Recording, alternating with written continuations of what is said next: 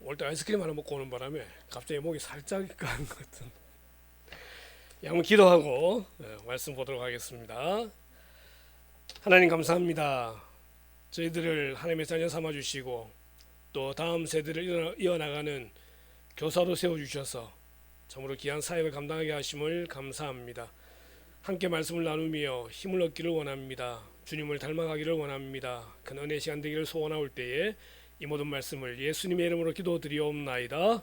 아멘. 예, 작년에 왔을 때 저기 청소년 2명이 앉아 있었는데 그 2명이 오늘은 안 보이는 것 같습니다. 예, 청소년 2명이 있어야 좀 더 편하게 설교를 할 텐데 같이 막 이야기하고 눈 맞추지고 하면서 그죠? 네. 오늘 우리 선생님들 어르신들만 모시고 함께 말씀을 나누겠습니다. 네. 벌써 이제 6월 달을 맞이하는데 벌써 6월 셋째 주, 6월도 다 간 것 같습니다. 5월 달만 되면은 이 교사주일이 있다 보니까 항상 생각나는 선생님들이 저한테 있습니다. 제가 이제 모태신앙이기 때문에 어릴 때부터 이제 교회에서 자랐는데 희한하게 1학년 때부터 선생님들이 기억이 다 납니다. 다 기억이 나고 그런데 그 중에서도 특별히 저를 아주 사랑으로 하시던 4분의 선생님이 계시는데 5학년, 6학년 때 각각 2분씩 계셨던 걸로 기억을 해요. 이렇게 이제 장례식을 다녀왔는데 그 선생님의 아버님이 돌아가셔가지고 94세신데 오래간만에 그 선생님을 만났습니다. 이 선생님은 처음에는 그 아버님이 이제 초등부 때 선생님이셨는데 군에서 제대하면서 이제 선생님이 바뀌신 거예요. 초반에 바뀌셨는데 이 선생님이 정말 열심히 가르치시다가 한 번은 쓰러지기까지 하실 정도로 정말 열심히 가르쳤던 선생님이셨던 걸로 기억을 하고 있고, 또 이제 다른 한 분은 헬라어를 혼자 독학으로 하시고 또 독어도 혼자 독학으로 공부하셨던 그런 아주 이제 똑똑한 선생님이 계셨습니다. 그 2분이 저를 5학년 때 가르치셨고 6학년 때는 제가 분명히 다른 반이었는데 주일날 가니까 제가 다른 반에 분명히 제가 6학년 3반이었는데 6학년 1반으로 가 있는 거예요. 그 선생님이 저를 그냥 잡아 당겨가지고 세상에 주일 오후마다 성경 암송 시키고 만약 암송 못하면 때리고 했던 선생님이 계십니다. 그러다 이 선생님들이 간이 안 좋아서 중간에 그만두시고 또 다른 선생님 맡으셨는데 이제 그 선생님도 아주 키가 크시고, 근데 이 4분이 전부 다 고신대학교 신학과 하셨던 분들이신 거예요. 알게 모르게 이 4분의 영향을 제가 참 많이 받은 것 같고, 또 교사주일 뭐 스승회를 하면 항상 이 4분이 저는 기억이 납니다. 지금의 제가 되기까지 많은 분들이 영향을 주셨지만은 특별히 그 선생님들이 저한테 크게 영향을 주셨다, 저는 그렇게 생각을 하고 있고, 그래서 항상 마음속으로 사랑의 마음과 존경의 마음을 가지고 있습니다. 그래서 어디 교사원 신협에 가게 되면은 항상 이 4분을 저는 생각을 합니다. 왜냐하면 이 4분이 저한테는 모델이 되기 때문에 그렇습니다. 우리 교사들에게 모델이 있다고 한다면은 바로 예수님 그 자체가 아니신가 생각을 합니다. 오늘 읽었던 본문 가운데 보게 되면 예수님께서 너희도 나를 본받아 이렇게 해라 라는 말씀이 나오잖아요. 그죠? 예수님을 따라가면은 좋은 교사가 됩니다. 예수님이 하셨던 하나하나를 우리가 살펴보면은 어떻게 하면은 정말 좋은 교사가 될 수 있는가. 항상 교사의 고민은 그거잖아요. 내가 어떻게 하면 좋은 교사가 될 수 있을까. 옛날에 그런 말이 있잖아요. 한 아이를 키우려면은 마을 전체가 같이 이제 아이를 키워야 된다 그러는데 주일학교도 마찬가지입니다. 교사들만 가르치는 게 아니라 전 교인들이 함께 움직여서 마음을 쏟아야 주일학교가 살아날 수 있습니다. 작년에도 말씀드렸지만 코로나 이후부터는 주일학교가 다 죽었습니다. 죽었다는 말을 써도 될 정도로 주일학교가 완전히 죽었습니다. 이걸 다시 살리려고 하니까 너무 힘이 드는 거예요. 이럴 때 교사들만 주일학교를 하는 것이 아니라 사실 모두가 다 교사라는 마음을 가지고 주일학교를 섬기고 관심을 가져야 주일학교가 사실은 살아날 수가 있습니다. 다시 살아나야 돼요. 주일학교가 죽으면은 다음 세대의 교회에 아무런 소망이 없게 됩니다. 우리들끼리만 모여서 예배 드리고 좋고 그래 되면 우리 땐 좋죠. 20년 30년 뒤에 주일학교 그들이 자란 교회는 사라지게 되는 것입니다. 지금 그런 걱정이 너무 많습니다.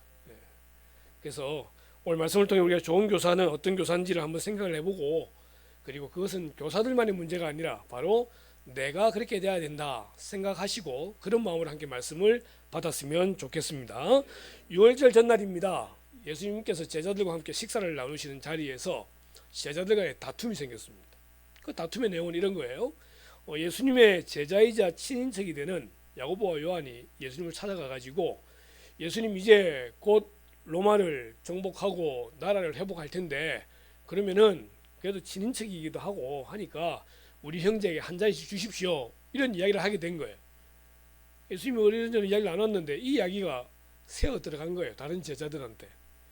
제자들한테 새어 들어가니까 제자들이 생각하기를 저거들이 뭔데 지나 내나 다 똑같이 제자고 다 똑같이 열심히 했는데 뭐 누구는 예수님 오른편 왼편 우리는 뭔데 이렇게 이제 생각을 하게 되는 겁니다. 이 서로 비교하는 마음을 가지게 되면은 두 개 중에 하나예요. 하나는 우월감을 가지든가 하나는 열등감을 가지든가. 교회 사역은요 절대 비교하면 안 돼요. 각자의 주어진 사역이 다 따로 있어요. 우리가 볼 때는 이게 좀 중요하다 이게 좀 덜하다 생각할지 모르겠지만은 하나님 편에서 보면 다 똑같아요. 한 교회를 세워나가는 데 있어서는 모두가 다 필요하기 때문에 그 사역 전체가 다 중요한데 뭐 나는 이런 일을 했으니까 뭐 어떻게 돼야 되고 이렇게 딱 하다가 서로 비교하기 시작하면요 교만 아니면은 열등감이 생겨가지고 그 자체로 범죄가 되어버리는 거예요. 제자들 간에 그런 싸움이 벌어지게 된 겁니다. 예수님께서 일어서셔가지고 허리에 수건을 딱 동이시고 대야에 물을 담아 오신 다음에 제자들의 발을 씻기시기 시작하십니다. 이 상황이 너무 급작스럽게 벌어지기도 했고 어떻게 해야 될지 아무런 뭐 방법이 없는 가운데 한 번씩 발을 내밀고 씻는데 베드로가 안 됩니다 하고 막았습니다. 예수님 하시는 말씀에 내가 너의 발 씻기지 않으면 너와 나는 아무런 관계가 없게 된다. 발 내놔라.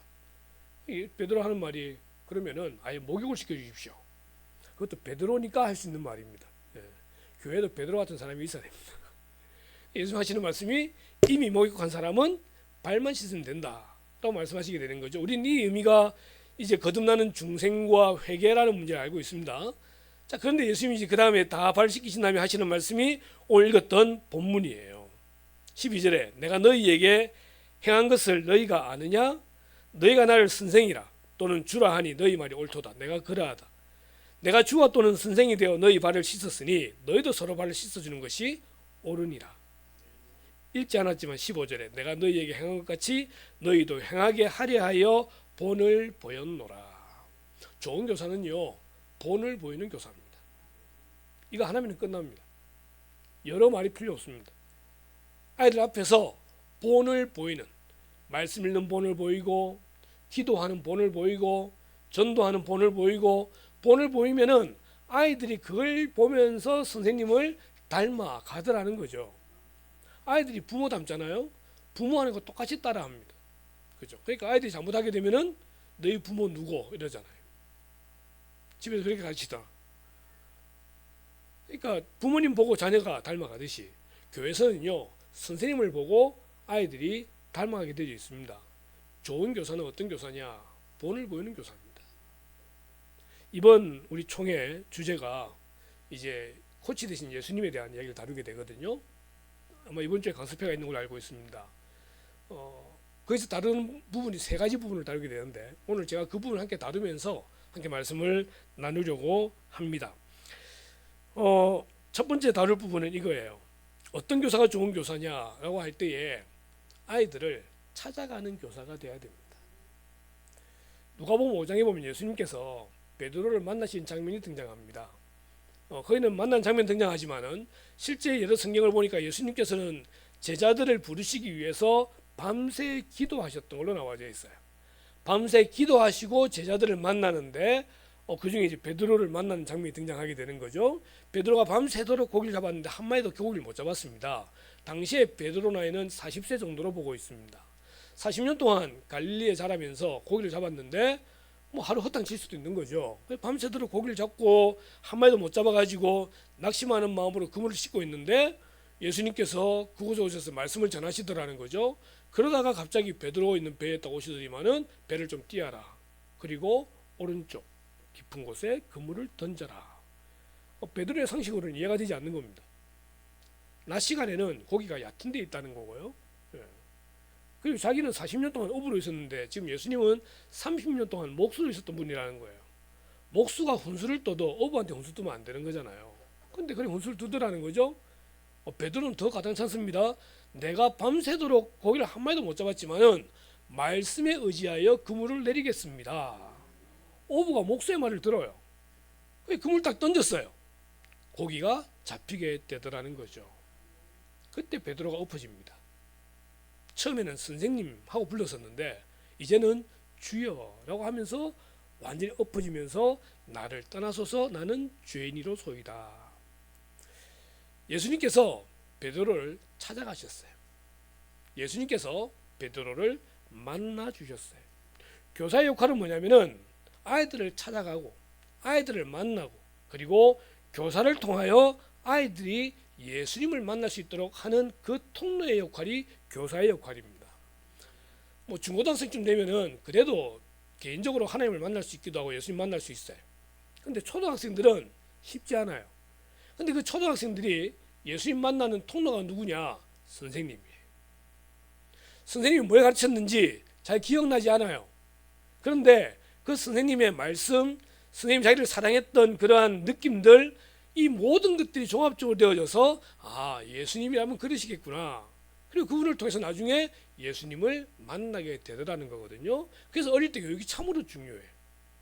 어릴 때 어떤 선생님을 만나냐에 따라서 나중에 철들었을 때 예수님을 만나는데 정말 큰 도움을 받게 되더라는 것입니다. 베드로는 예수님을 만났습니다. 예수님 만나고 그분 앞에 엎드려지고 고백을 하게 되는 것이죠. 두 번째 고백은 좀 이따 다루기로 하고 첫 번째 고백은 나는 죄인입니다. 나를 떠나소서.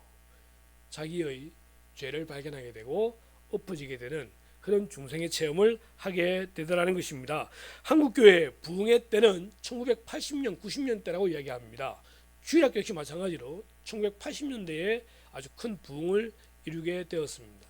저는 초등학교를 70년대 다녔기 때문에 큰 부흥 앞단계에 있었는데 그때 저희 선생님들의 모습들을 보게 되면은 정말 열심히 하셨던 걸로 기억을 합니다. 그 중에 보면 이제 새벽 기도회를 저희 교회는 했었었는데 새벽 되면은 주일날 새벽에 선생님들이 아예 돕니다. 걸어서 돌아가지고 집주마다 애들 깨웁니다. 깨워가지고 데리고 줄줄이 서서 교회 가서 새벽 기도했던 그런 기억이 있어요. 그리고 새벽 기도 끝나고 나면은 선생님들이 아이들 머리에 손을 얹고 기도해 주셨던 그런 기억이 남아져 있어요. 저는 저희 부모님이 새벽 기도 갈 때마다 저희 집 문을 잠그고 가셨다는 거 아니겠습니까? 밖에? 그러면 두들기는데 저는 깼는데 집을 나가지를 못해서 새벽 기도 못 갔던 적이 몇 번 있기도 했던 그런 기억도 있기도 하고. 여름 성경학교 하잖아요. 그러면 어떻게 합니까? 북을 딱 둘러맵니다. 선생님 북 하나 둘러매고 학생들 북 하나 둘러매고 이제 북 치면서 동네마다 돕니다. 그럼 아이들이 우후 몰려 나왔던 그런 기억도 있습니다. 시대가 많이 변했어요. 그렇게 하면 소음으로 여기게 되고 애들 전부 다 학원에 가가지고 낮에 애들이 없습니다. 성경학교 옛날에는 새벽, 낮, 오후 다 했는데 이제는 뭐 그렇게도 못해요. 그죠? 그냥 평일에 안 되니까 주일날만 모이고 주일날 3번 나눠서 가르치고 너무나 주일학교가 퇴보되어 있는 세상은 맞짱 떠가지고 지고 있는 그런 분위기를 보게 됩니다. 이런 가운데 이 분위기를 이겨낼 수 있는 역할을 누가 감당할 수 있느냐? 교사입니다. 교사가 미쳐야 됩니다. 정말 아이들을 사랑하는 마음으로 교사가 미쳐서 아이들을 찾아가게 되면요, 아이들이 변합니다. 제가 있었던 교회 고등부 때 주일마다 시상식을 합니다. 그 시상식은 전주에 점수를 가지고 하는 거예요. 출석 몇 명 제적에 몇 명 출석하고 뭐 전도 몇 명 이렇게 해가지고 이제 점수를 매겨가지고 시상을 하게 되는데 뭐 시상품은 딴 거 아니에요. 사탕 2봉지예요. 근데 제가 고2 때 저희 반에 전도를 60명을 전도했습니다. 그래가지고 가득하게 차요. 그런데 2등이에요. 1등은 저희 준 4층에 3층에 비해서 4층에 이제 모여있는 한 100명 있는 반이 있습니다. 좀 전에 돌아가셨다던 그 집사님, 올해 94세 돌아가셨는데 이 집사님이 매일매일 학교를 찾아가요. 찾아가가지고 그 아이들 만나가지고 특히 이제 또 실업학교라고 해서 당시에 이제 지방에서 올라왔던 그런 많은 학생이 있는 그런 곳에 가셔가지고 아이들 집으로 데려와서 라면 끓여 먹이고 집에서 애들 재우기도 하고 이렇게 이제 애들을 돌보다 보니까 그 저한테 하는 선배 누나들이었는데 막 100명씩 이렇게 오게 되더라고요. 그런 교사 한 명이 있으면은요 부서가 바뀌게 됩니다. 숫자 많은 게 전부 다는 아니지만 그래도 그렇게 있는 가운데 그곳에서 주님을 만나고 변화되는 아이들이 생긴다라고 생각하잖아요. 그죠? 그러면 누군가는 가서 만나야 되는 거죠. 예수님께서 베드로를 만나러 갈릴리 바닷가로 가셨던 것처럼 예수님은 가만히 앉아서 제자들 오기를 바라지 않으셨던 것 같아요. 한 명 한 명 찾아가셔서 그들을 만나셨어요. 좋은 교사는요, 아이들을 만나러 가시는 겁니다. 바빠요. 애들 정말 바빠요. 학교 가야 되죠. 학원 마치고 집에 오면 11시죠. 주말도 없습니다. 그런데도 접점을 만들어서 만날 수 있도록 하셔야 돼요. 그러면은 아이들이 선생님을 만나는 것만으로도 힐링이 되고요. 만나는 것만으로도 그들이 주님을 만날 수 있는 기회가 더 많아지게 되더라는 것입니다. 우리 선생님들 힘드시겠지만 시간을 내셔서 아이들을 찾아가시고 만나시고 교제하시기 바랍니다.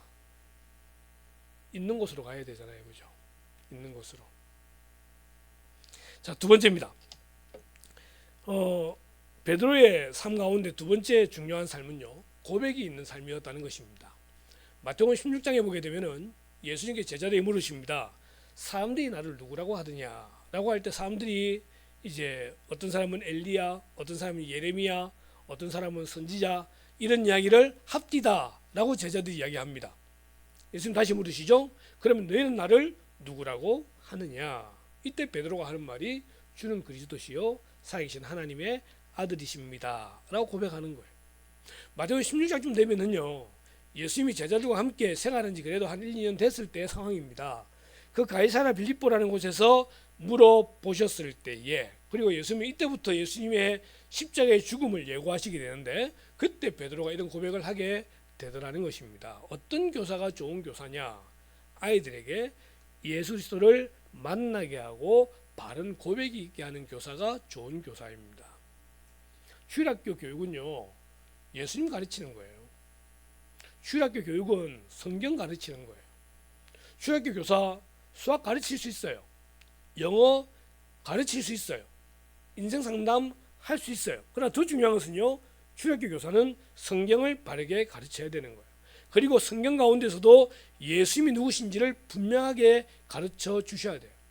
그럼 아이들이 그 예수님을 통해서 예수님이 어떤 분인지를 고백할 수 있게 되는 거예요. 저는 초등학교 5학년 때 성경학교 때 분명한 기억이 있게 되는데 저는 그 당시에 제 마음으로는 제가 예수 잘 믿는 아이인 줄 알았습니다.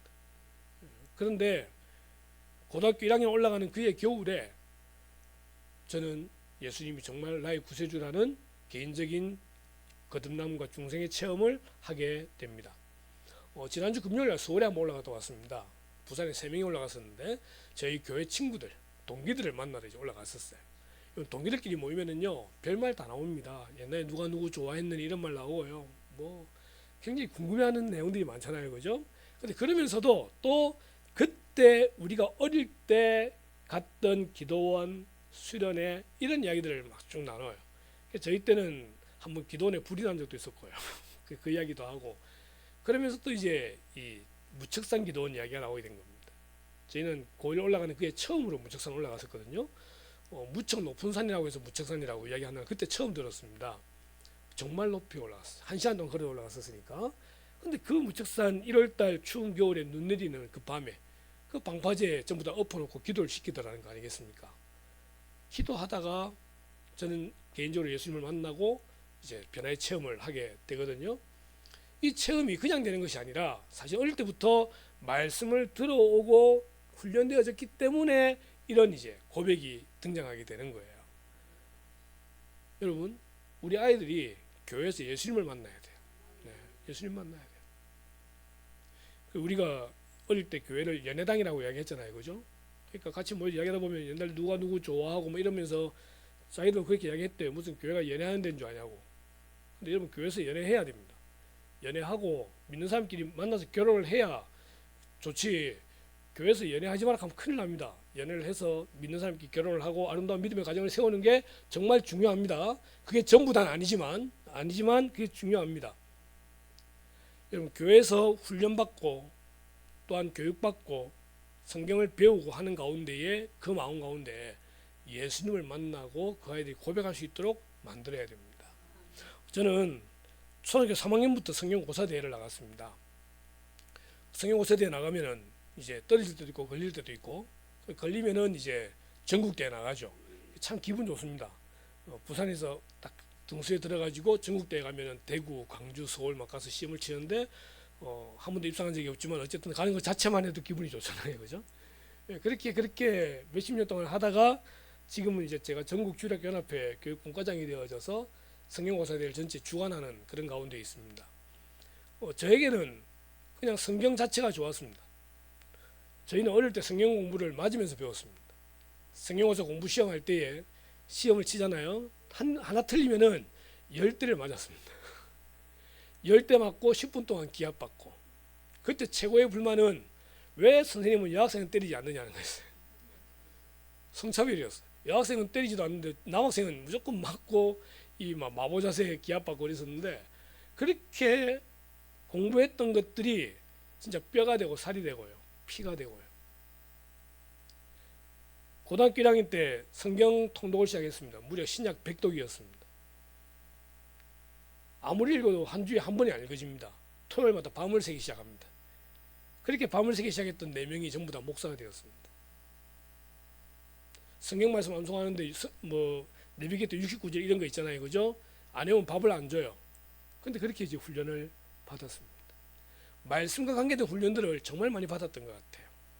그리고 훈련 받으니까 입에서 고백이 나오는 거예요. 아이들 피곤하다고 적당히 공부시키지 마시고요, 하나님 말씀은 제대로 공부시켜야 돼요.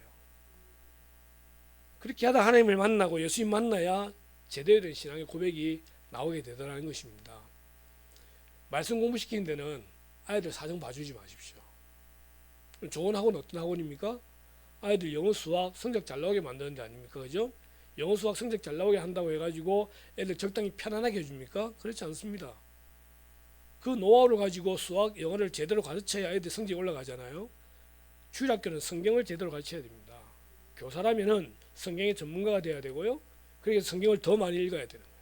성경을 더 많이 읽고 기도하는 가운데 어떻게 하면 내가 아이들의 말씀을 더 잘 가르칠 수 있을까를 연구하면서 그렇게 가르칠 때 이것이 나중에 그 아이가 자라서 예수님을 개인적으로 만나 고백하는 과정까지 가게 만드는 것입니다.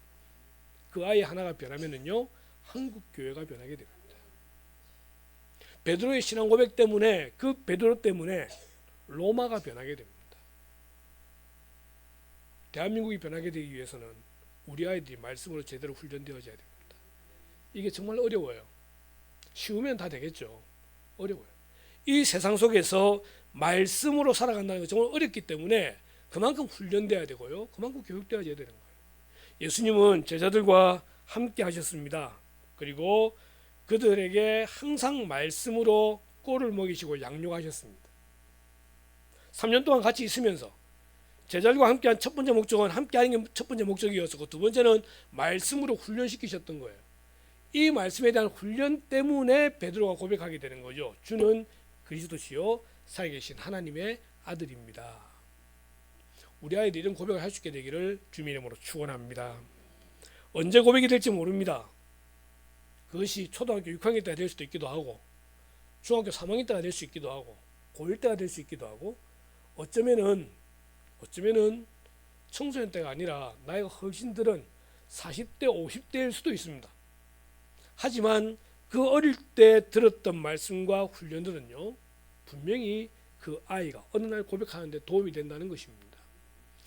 이번에 만난 친구 한 명이 있는데, 이게 이제 방송돼서 나가기 때문에 조금 이름은 제가 말씀 안 드리겠습니다만은 아주 술을 잘 마시는 친구 하나 있었습니다. 그리고 노래를 되게 잘 불러요. 되게 잘 부르고 교회 생활 잘 안 해요. 끝까지 어떤 교회를 나가고 있었던가 봐요. 교회 목사님이 이제 집사 하시자고 하니까 집사님을 그 목사님 따로 만나가지고 제가 집사 되면 안 된다고 이러면서 집사를 거부했던 그런 친구가 있습니다. 근데 이번에 가니까요, 교회 찬양팀에 드럼을 맡기로 해서 드럼 반주를 이제 한다 그렇게 하고요, 그다음 드럼 연주도 하는데 또 찬양도 한다 그래요. 이 친구가 되게 목소리가 좋거든요. 테너 미성이었는데 그렇게 이제 변하기 시작하더라고요. 그래요. 언제 어떻게 변할지는 우리는 아무도 알 수 없습니다. 그러나 밑바탕에 휴일학교의 교육이 있다고 한다면은 분명히 조금 더 쉽게 주님을 만나며 고백하게 될 줄로 믿습니다. 절대 포기하지 마십시오. 하나님이 포기하지 않는데 우리가 포기하면 안 되잖아요. 그죠? 아예 한 영혼 한 영혼을 붙들고 그들에게 예수님을 소개하는 그런 좋은 그런 교사가 되시기를 주님의 이름으로 축원합니다. 세 번째로 예수님께서는 부활하신 다음에 베드로를 만나시게 됩니다. 그때 베드로는 어떤 상황입니까? 예수님께서 십자가에 잡히실 때에 멀리 도망쳤던 사람입니다. 예수님 모른다고 무려 3번이나 부인했던 그러한 자이기도 합니다. 예수님 십자가 죽고 난 다음에 숨어 있었던 그런 제자가 베드로입니다. 근데 베드로가 다시 갈릴리 돌아가 있을 때 예수님 찾아오셔서 만나 주시게 되는 거죠. 그리고는 조반을 지어 주시고 물으십니다. 네가 아직도 나를 사랑하느냐 물으시죠. 베드로 입장에서는 대답하기 참 어려웠을 겁니다. 자기가 한 잘못을 알고 있잖아요. 잘못을 알고 있잖아요. 근데 예수님은 다시 묻습니다. 네가 나를 사랑하느냐. 베드로가 사랑한다고 대답을 합니다.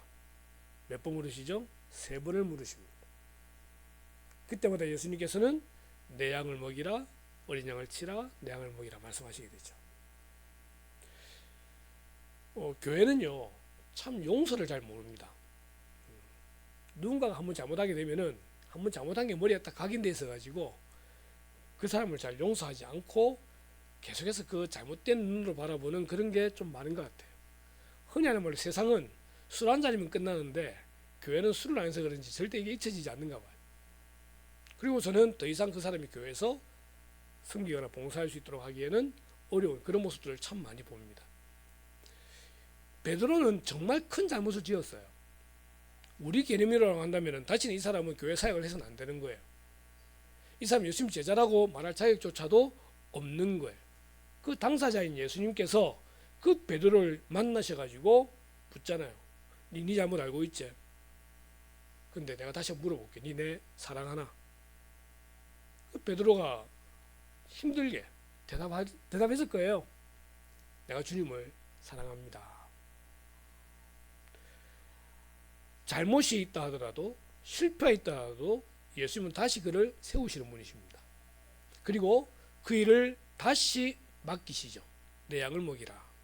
예수님의 가장 중요한 본업이 뭡니까? 양치기입니다. 나는 선한 목자라. 목회, 목양 이게 예수님의 가장 중요한 사역이 있었어요.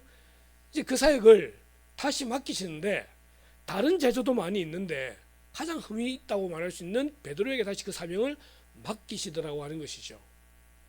결국 나중에 베드로는 십자가로 죽임을 당하긴 하지만 그 베드로로 인해서 로마의 복음이 들어가게 되고요. 예루살렘 교회가 세워지게 되고요. 큰 일을 감당하게 되잖아요. 우리가 우리 아이들을 바라볼 때에 좀 더 관대하게 바라봤으면 좋겠습니다. 베드로와 같은 실패를 할 수도 있어요. 저희 고등부 때 수련회 때 아주 재밌는 일이 뭔지 아십니까?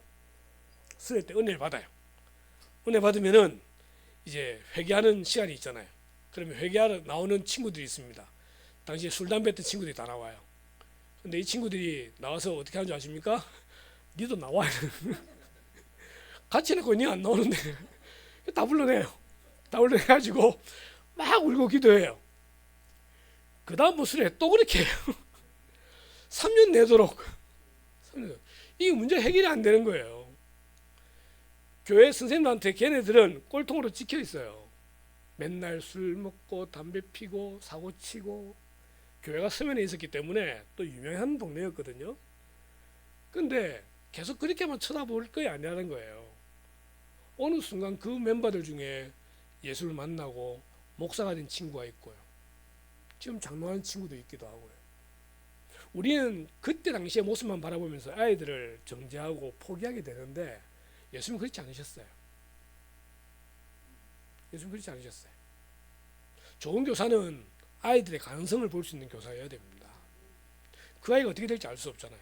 그죠? 제가 지금은 좀 잘생겨 보이시죠? 예, 조금 이제 광채가 납니다. 대학 다닐 때 영양실조였습니다. 지금도 사진을 보면은요 빼빼 말랐어요. 전도사인데 전 예수님 닮았다 그러죠. 훈무할 만한 아무것도 없고라고 이제 그렇게 말하지만 실제 그 모습이 어떻겠어요. 예. 신의 아들입니다. 군 면제입니다. 가족 생계 유지 군 면제입니다. 부모님 60세 이상 또 가진 이제 집에 월급이 10만 이상 안 되고 이럴 때 하여튼 받는 게 신의 아들 군 면제거든요. 그런데 그런 저를 저희 집사람이 선택해 줬다는 거예요. 예.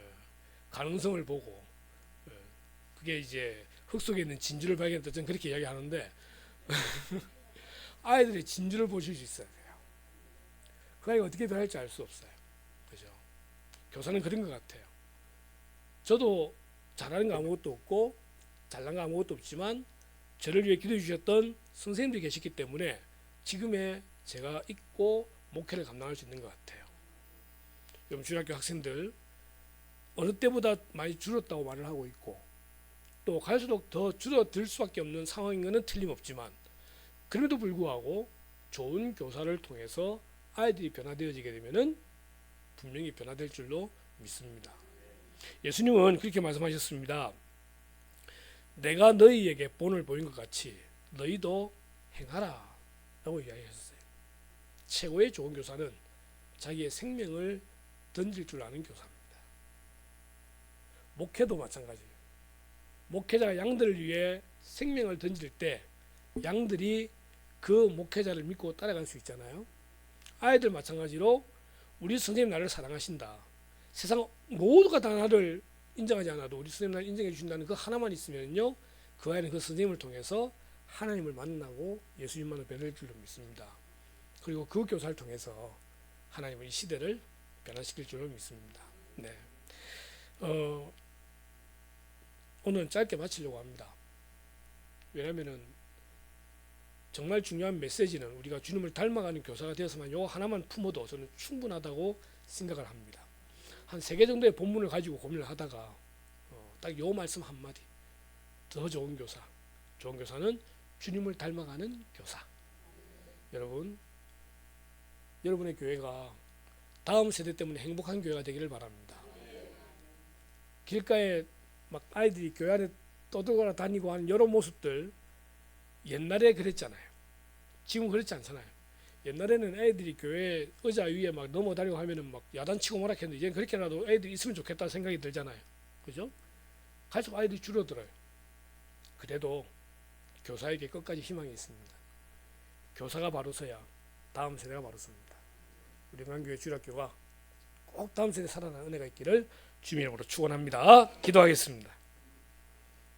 하나님, 우리가 교사라고 하면서도 너무 타성에 젖어 있거나 아직까지 주저앉아 있었던 혹시 그런 모습이 있는지는 돌아보게 하시고 예수님처럼 본을 보이며 행동하는 자들 될 수 있도록 인도하여 주시기를 원합니다. 하나님, 오늘 들었던 말씀 가운데 하나도 기억하게 하시고 그 말씀대로 순종함으로 말미암아 우리 영광교회 다음 세대가 살아나게 되는 그런 일에 쓰임받는 교사가 될 수 있도록 인도하여 주시옵소서. 우리를 위해 자기 생명을 던지셨던 그 예수님의 그 모습을 저희들이 마음에 새기게 하시고 우리들도 우리 아이들을 위하여 우리의 생명을 던질 수 있는 그런 교사가 되게 하시기를 원하오며 그로 인하여 열매가 30배, 60배, 100배로 맺어져서 우리 영광교회 다음 세대가 더욱더 아름다워지고 30년 후가 더욱더 멋지게 되는 그런 모습을 기대하는 은혜가 있도록 인도하시길 원하올 때에 이 모든 말씀을 예수님의 이름으로 기도드리옵나이다. 아멘.